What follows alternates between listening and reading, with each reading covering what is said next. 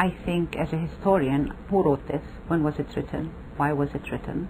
What are the 2 or 3 things about this document that are absolutely clear to you? What is it about this document that does not appear to be as clear as the other? What are the contradictions in these documents? Every historical document presumes knowledge of context, but also has embedded in it a number of contradictions. What is it that looks familiar? What is comparable in these documents to documents you've looked at, for example, in your American history classes, in your European history classes?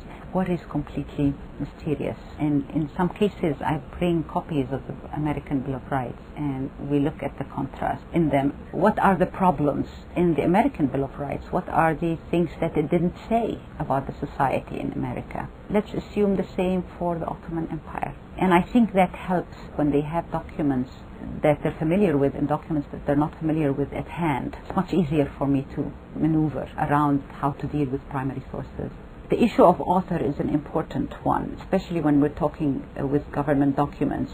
In the case of the Ottoman Empire, we know who drafted these, and there are records of how this took place. One thing I ask the students is this a document by wish? Is this a constitution by wish?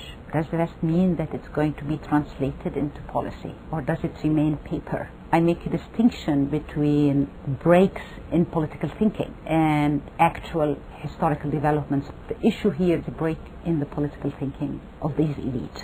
And this is a very important break. How it translates is something they need to work on.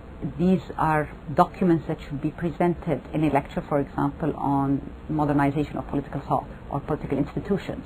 But I think other kinds of primary sources could be used to talk about the meaning of this in society, whether in any way it had an effect on societies.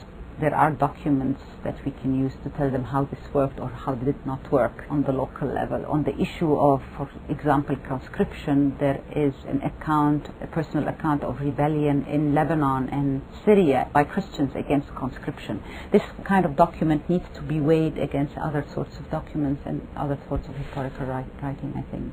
I use quite a bit of literature in my courses, poetry, novels.